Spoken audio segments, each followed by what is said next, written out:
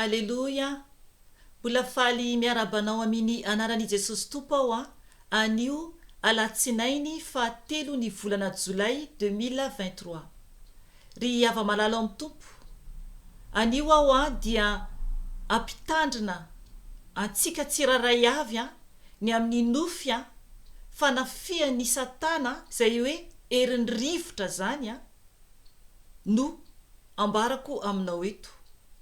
Zany hoe ilay hery eny amin'ny rivotra ambony, io zany no tonga nanafika ahy tao anatin'ny nofy ka tiany Tompo zany ampitandrina zany anareo aho na iza ianao.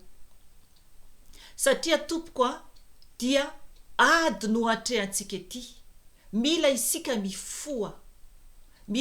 mifoa fa ny zavatra tsy hita maso eto amin'izao tontolo izao dia misy ny herin'ny maizina dia Satana sy ny devoly firongony izany. Ka alohany anambarako izany nofy izany, ary koa zany verset izay manamarina ny herin'ny maizina dia ivavaka isika, ametrahantsika an'izao eo anatrehan'ny fanahy masina. Yara ivavaka isika Tompoko. Jesosy Tompo, misaotra anao, midera anao, mankalaza anao. Tompo, misaotra ny amin'ny tombonandro mbola nomenao anay tsiraray avy. Ka mangataka aminao Jesosy oka ny fiarovanao mahery ho aminay olonao tsiraray avy. Tompo malala anambara indray ny zava-miafina izay nasehoanao tamiko ao fanahy masonao. Satria ianao ilay fahazavana, ianao ilay mpampianatra, ianao ilay mampafantatra ny zava-miafina araka ny teninao ao amin'ny Jaona 4:12. Ka misaotra anao fanahy masonao. Mangataka aminao aho, oka ianao fanahy masonao no iteny amin'ny alalako. Ka ny nofo rehetra dia tsy anana anjara amin'izao fotoana izao. Ka mitenena fanahy masonao, oka ianao no andray ny kontrola ny tenako manontolo, ary oka koa ianao no ampahery, ampifoa ny zanakao tsiraray avy izay tena mitady anao fatratra eran'izao tontolo izao. Jesosy malala mangataka ny ranao, oka ny ranao andrakotra ahy sy ny ankohonako ary ny asanao sy ny olonao tsiraray avy. Ka amin'ny anaranao Jesosy no andidiko sy androako ny asa maty Satana rehetra, ny zanatsipika izay mitady alefany dia adorana amin'ny ranao zany Jesosy, tsy anakery tsy anapahefana aminay izany, satria ny ranao dia afy mandevina mandany ny fahavalo rehetra, ka tsy ambinina izany fa miverina ny andavaky ny fariafo toy ny lavenina. Ka misaotra anao Jesosy satria anao no manda afo miaro anay, manodidina anay olonao tsiraray avy. Misandrata Jesosy eo anatrehan'izao tontolo izao, satria ho avy ianao, ho afaingana ianao akanay olonao tsiraray avy. Misaotra Tompo. Aleluia. Amen. Ry ava-malala amin'ny Tompo, araka ny teny izay nolazaiko tery am-piandohana dia mombany amin'ny herin'ny maizina izay eny amin'ny rivotra ambony izany. Ao amin'ny bokin'ny Efesiana no manambara an'izany teny izany. Ovakiko kely any alohany ijoroko vavolombelona. Bokin'ny Efesiana 4:9 fa 1:10 ka hatramin'ny 2:10. Eo no raisitsika. Ovakiko ny teny amin'ny anaran'i Jesosy Tompo.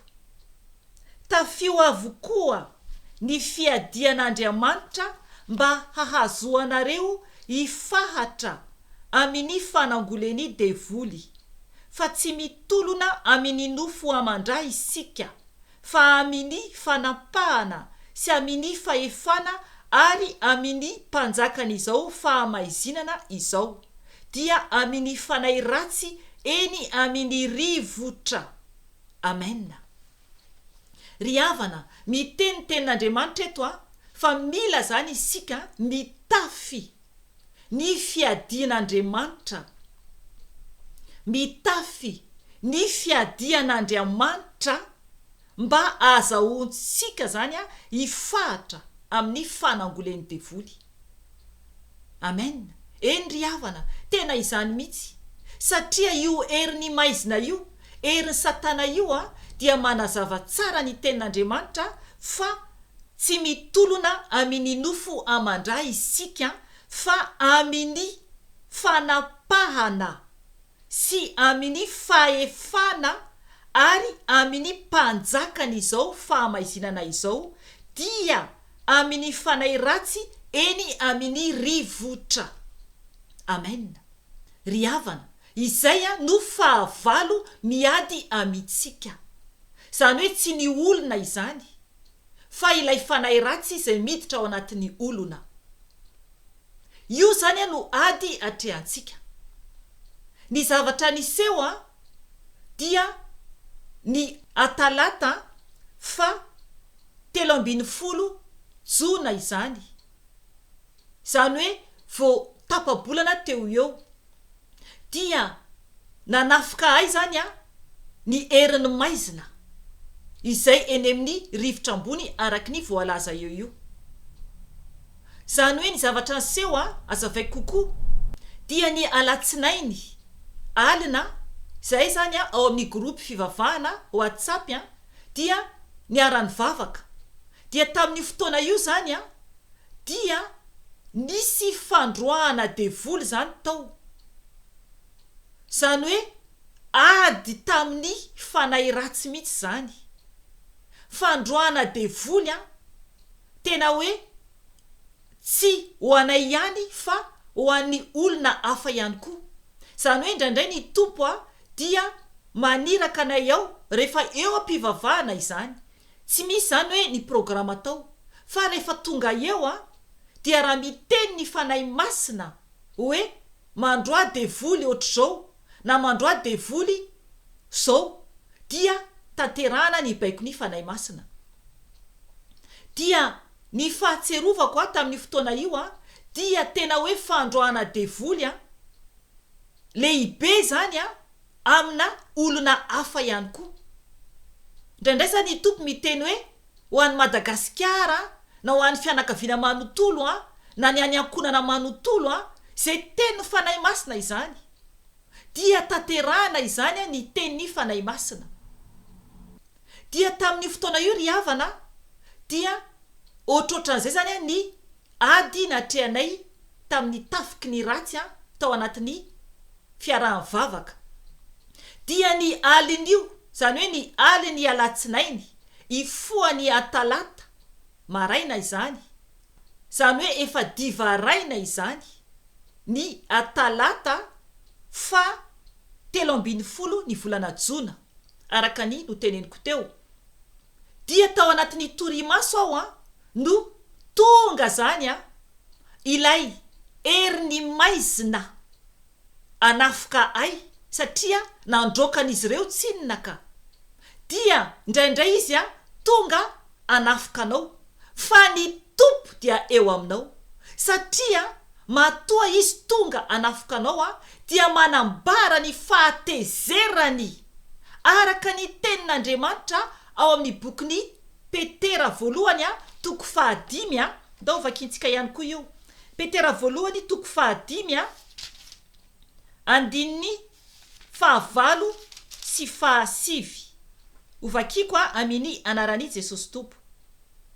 Mahonona tena miambena fa ny devoly fahavalonareo dia mandendeha tahaka ny liona mierona mitady izay arapany. Toero izy ka miorena tsara amin'ny finoana ianareo satria fantatrareo fa izany fahoriana izany dia manjo ny rahalainareo rehetra manerana izao tontolo izao. Amen. Hitanareo izany manambara ny tenin'Andriamanitra hoe mahonona tena ary miambena satria ny devoly fahavalontsika dia mandende ary tena mierona izy zany mitady izay harapany. Tesitra izy tsy faly izy amintsika satria izy dia ny andrava angalatra antsika zanak'Andriamanitra no tiany angalatra ny tenantsika. Ry havana, ny zavatra niseho izahako natoro zany tamin'ny fotoana io dia tampotampoka teo zany dia hitako zany tao anatin'ny torimaso fa misy aizina maintimainty be. Dia io aizina tena hoe ohatrany hoe tany mihitsy zany maizina tanteraka. Dia hitako zany izako eo ambony fandriana. Dia hitako zao mihitsy miezaka zany io aizina io misitona ny lamba firakotrako. Dia misitona tena ohatrany hoe tadio mihitsy zany ny fanastomany azy. Tena stomo. Tena tsapako mihitsy ny herilay fanaratsy. Misitona ilay firakotrako zany. Fa tsy navoasotona izy zany.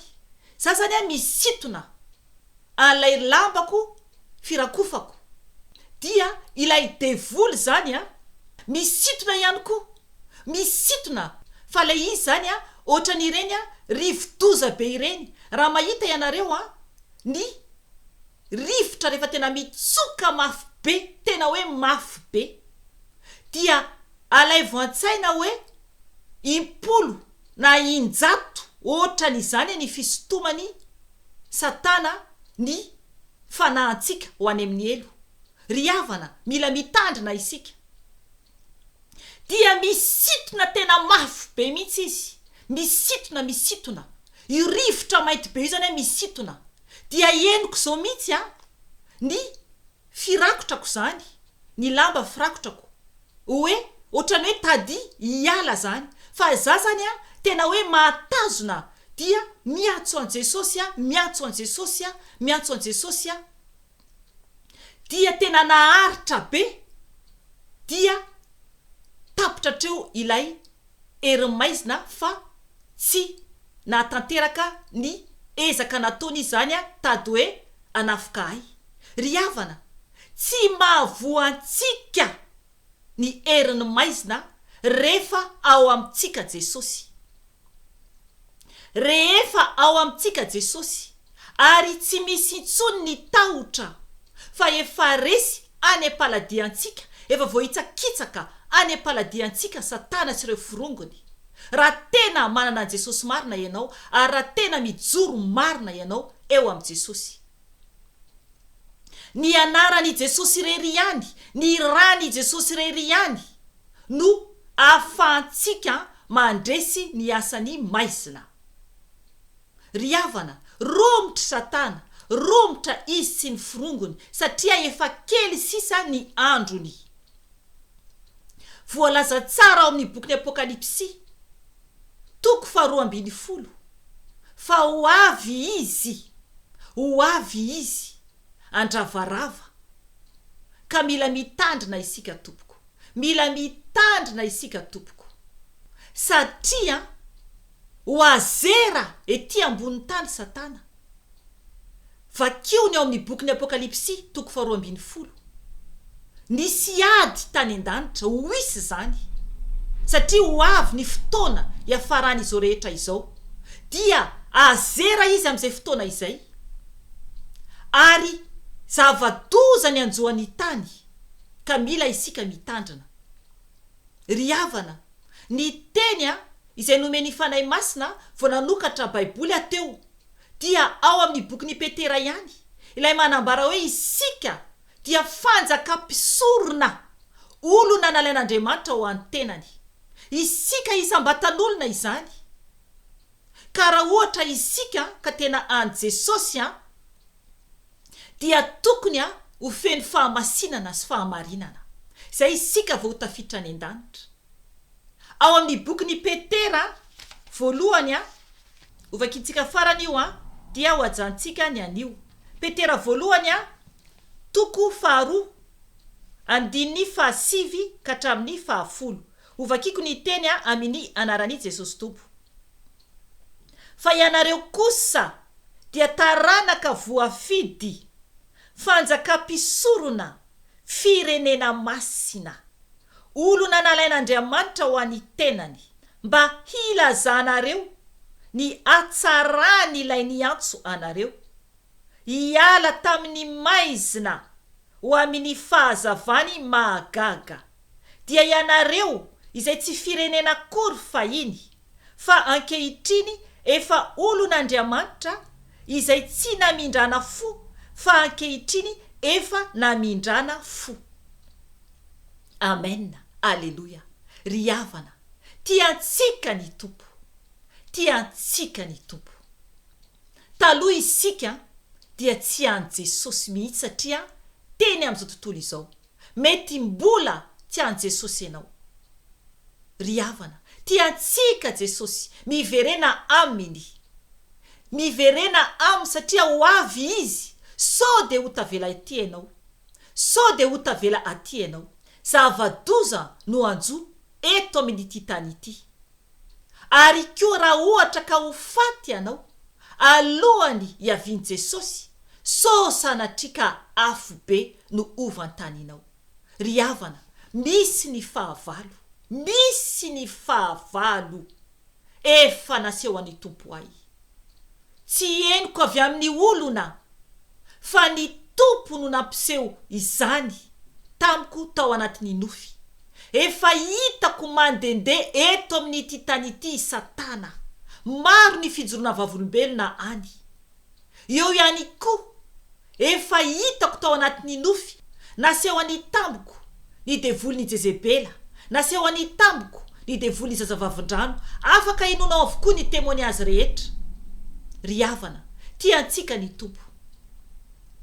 Mifoaza fefakely sady ao avy Jesosy aka ny fiangonany izay masina sy marina ihany no tafiditra any an-danitra satria tsisy ota any.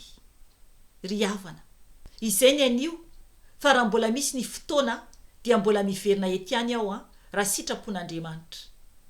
Voninahitra ho an'Andriamanitra irery ihany, ary fiadanana ho an'ny olona izay ankasitrahany irery ihany. Amen. Veloma Tompo.